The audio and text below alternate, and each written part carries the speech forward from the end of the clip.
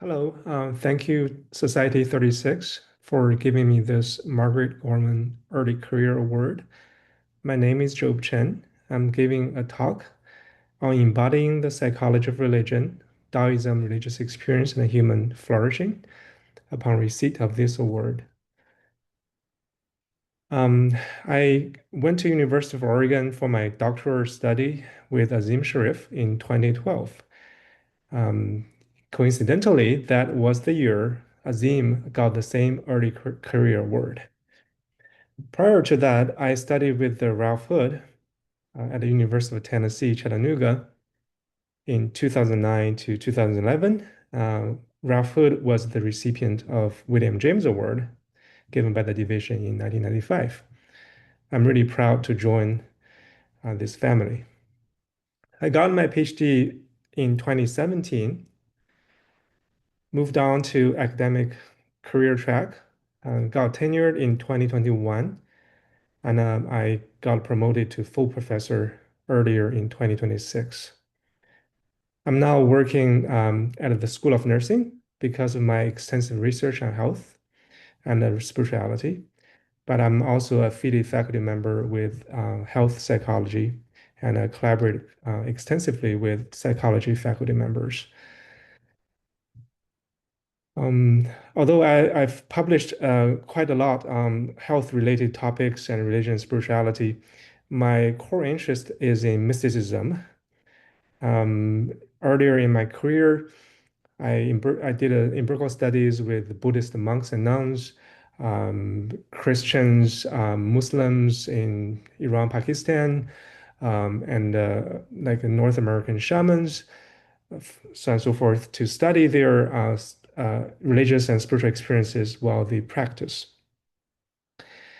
I've also thought a lot about the theoretical implications of this topic, and I put some of them into this small book, The Psychology of Mysticism, that I published with Cambridge Elements, in which I define mysticism as a family of experiences that transcend the perceived reality and transform the individual. So in this book, I try to provide a roadmap that places a wide range of extraordinary experiences under like four major categories, ranging from this perennialist, monistic oneness experience, unity, as you would call it, to religious divine experiences in which there is uh, a personhood and something like a divine ideal, to the spiritist, shamanic, dualistic encounters where the individual would interact with a spirit or spirits, and finally to the pluralistic, multiple ontologies, in which the body would play a heavier role than the mind in terms of the experience. So recently, I've started to study Taoism as a from an empirical perspective. Well, there hardly is any tradition that has not been extensively studied, but not all of them have been studied um, empirically as a lived religion because of the many limitations, or in a way that is faithful to the tradition itself. So with collaborators within Taoism, I was able to um, get some sample and doing a lot of in-depth interviews to understand their practice, understand their views on uh, their practice and how that interacts with secular ideologies such as science and religion. And from there, I found some interesting characteristics that are not usually observed in the modern day Abrahamic traditions in the West. Well, the primary one is there is a heavier focus on individual cultivation and ritual practice in those in the Taoism and many Eastern traditions. There's a much less emphasis on the affiliation. So that means if you ask somebody over in China if they're religious, they will say, no, I'm an atheist, but they will nevertheless practice a lot of things that has a supernatural underpinning, such as burning paper money and sweeping tombs to worship ancestors, right? Wearing charms and burning incenses at temples. reading mantras, invoke like divine protection, so on and so forth. So there's a lot of those practices implicit in people's lives, and it's a kind of a taken as a given in those cultures, but people don't really identify themselves as religious or Taoist. Um, and but we do have a lot of like a professional Taoists, like clergies, right? The monastics who kind of take the renunciation and live in temples. Um, they also provide a very interesting, deep theological reflection on what the tradition offers. Well, the core of Taoism or Taoist practice is this internal alchemical process that leverage the physical and the bodily energy to promote the circulation of qi. So qi is as in qigong. It just means breath. It could be a tangible physical energy that you breathe in, but once it's in the body, it becomes kind of semi-physical, semi-spiritual existence that circulates in the body. In the body's meridian system, and Taoists would leverage this qi as a fuel for spiritual advancement. So in that way, Taoism is kind of uniquely placing qi as a mediator of the physical existence, the bodily essence and energies, and the spiritual cultivation. So these observations um, are partly again from the empirical studies with 39 Taoist monks and nuns. Like we collected those in-depth interviews over several years of time, and we published both qualitative and a quantitative analysis of their key experiences.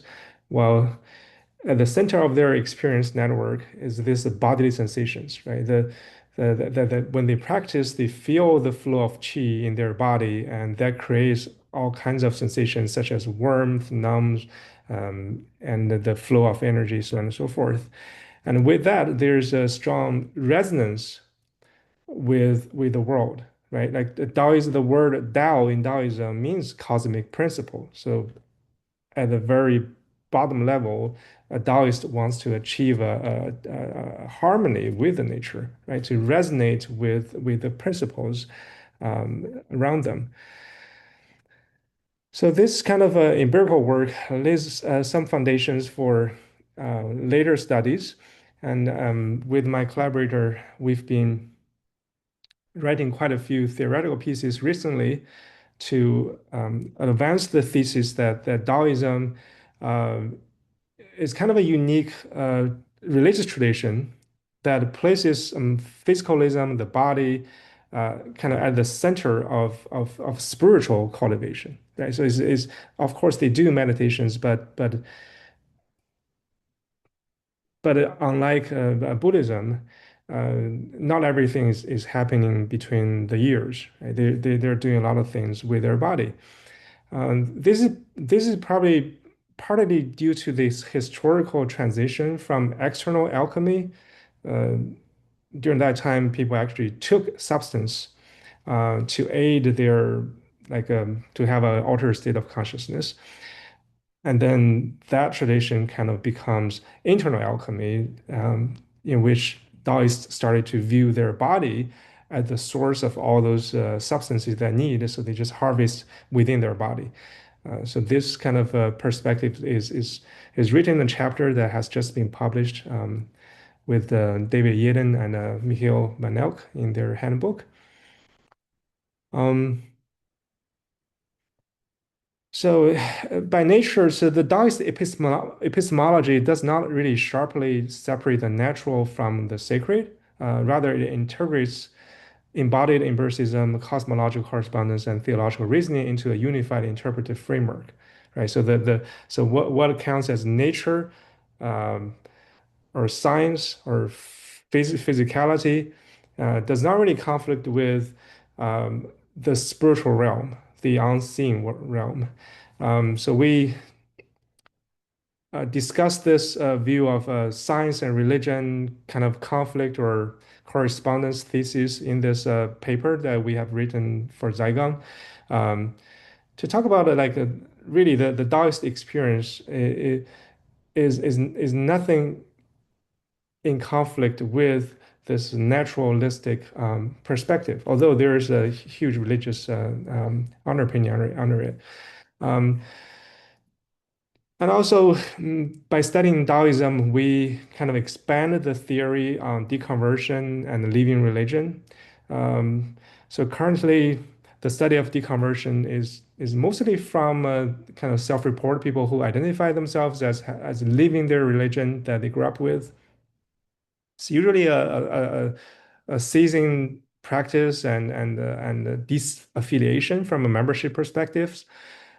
But for a lot of Taoists, there's really not a strict affiliation thing. And we examined systematically in this article that there is not even a correspondence between the ceasing of practice and the ceasing of belief. So in that sense, there could be Taoists who stop to practice because of reality constraint, like they cannot really advance in their spiritual ladder, so they stop to practice, but they still believe in those supernatural powers. And then there could be cases who no longer believe in supernatural powers, but they continue to practice. For instance, the Orthodox unity tradition, the Zhengyi tradition, Taoists, they actually, many of them inherit the Taoist rank from their family, right? So this becomes a livelihood. So they are able to do the rituals and perform like at the memorial and to make a living. Uh, Although some of them may not really believe in all those supernatural assumptions, but they just have to do the thing in the right way, being authorized to do it, so that the spirits will actually take care of everything else. So this is an interesting dynamic between belief and practice in Taoism, uh, and it kind of helps us to think more in more nuanced terms about what it means to believe and what it means to not believe. So with these kind of discussions and expansions on our tradition, on our psychological notion of belief, practice, and supernaturalism, uh, our goal is to expand the vision to include many Eastern traditions that have not been properly examined in psychology of religion. We put some of those original materials in a chapter written for the Cambridge Handbook of the International Psychology of Religion, which just came out this year. So this is a wonderful handbook put together by Kevin Ladd and their colleagues that includes many, many different countries. Um, so and it's our hope that the American psychology of religion and spirituality will eventually um, look into those diverse contexts and traditions. Uh, and at the end of the day, we really want to argue that there's a lot of things that we can learn from these traditions that could be used for the modern day secular societies that a lot of us are living in. And there's a huge impact on health and well-being research. Uh, One of them being the study of Qigong, right? So far there are over 300 randomized controlled trials like examining Qigong's impact on health. Well, Qigong in those studies are often studied as yoga, right? It's like a practice. It's a pre-packaged practice that kind of works, but few studies actually examine the why it works, right? That the chi that actually works as a kind of semi-spiritual, semi-physical mediate that works in the body that promotes health, or it's just this kind of practice, right? Like an exercise. So in this chapter, we kind of discuss all those theological underpinnings for these practices. And in a Templeton World Charity Foundation funded study, we actually teach a standing meditation, the Zhanzhuang, the standing post meditation from Daoism to, in a sense, college students. So with the assumption that we don't really have to have these ideological buy-ins to benefit from the actual practice, because the practice assumes that it's all natural, right? The circulation of breath is a natural component in the body. As long as you do the right posture and you do the right focus, people can actually benefit from it. So in this very like intensive randomized control trial, we teach participants to do this standing meditation. We do this for 3 weeks in person and 3 months at home, and we measure them 5 times at baseline, 3 week, 3 month, 6 month, and 1 year follow-up. We assess the heart rate variability, which is a really an apt measure of how the body learns to regulate itself, right? So this kind of parasympathetic self-regulation that the flow of qi is aimed to achieve. And then we measure their inflammation level with saliva, with finger stick data, and we do a lot of self-report on stress and well-being, and we do in-depth interviews about their experiences while they practice. So this study is still undergoing data collection. We aim to wrap it up by the end of the year and have some results coming out next year and in the years uh, in the coming years. Well, thank you so much again for giving me this award. I look forward to talking more to all of you about it.